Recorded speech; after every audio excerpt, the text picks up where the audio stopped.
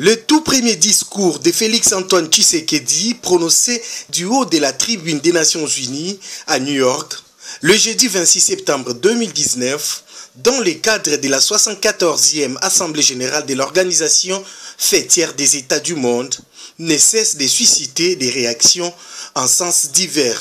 La dernière réaction en date, c'est celle de Pardonné Kaliba qui parle d'une bonne prestation de la part du chef de l'État pour être érigé en défenseur des richesses naturelles et des intérêts du Congo démocratique. Le chef de l'État s'est présenté comme un environnementaliste et il a touché presque tous les secteurs, mais toujours en défendant nos ressources naturelles.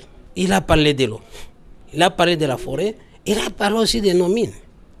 Nos minéraux qui sont exploités. Il a dit, nous avons tous ces minéraux dont vous avez besoin. Mais quand vous voulez venir les exploiter, nous devons aussi nous retrouver, nous Congolais. Pour autant qu'il soit aujourd'hui invalidé par la Cour constitutionnelle, après avoir été pourtant proclamé élu député national par la centrale électorale, Pardonné Kaliba, dont le mandat aura même été validé par l'Assemblée nationale, s'est dit confiant aux institutions du pays pour une solution politique. Nous avons des garanties parce qu'ils se sont prononcés. D'abord, quand il a dit qu'il y a des choses inacceptables qui se sont passées à la Cour constitutionnelle, la Cour constitutionnelle a créé une chambre exceptionnelle qui n'est pas prévue par la loi, donc anticonstitutionnelle.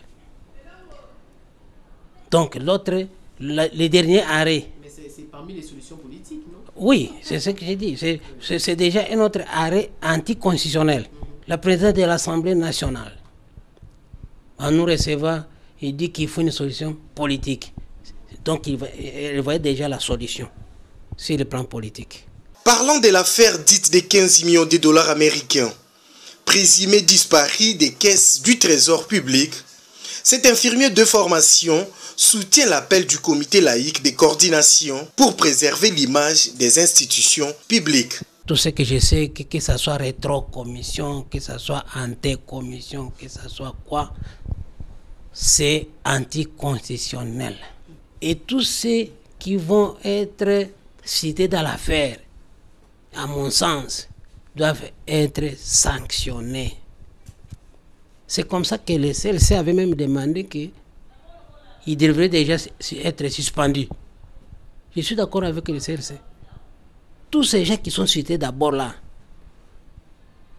pour leur honneur, devaient même démissionner. Mais pour la crédibilité aussi des institutions, il faut déjà les suspendre. Toutefois, confiant à la justice de son pays, cet élu invalidé de la haute cour invite les Congolais à attendre les résultats de l'enquête déjà en cours du procureur général près la Cour de cassation.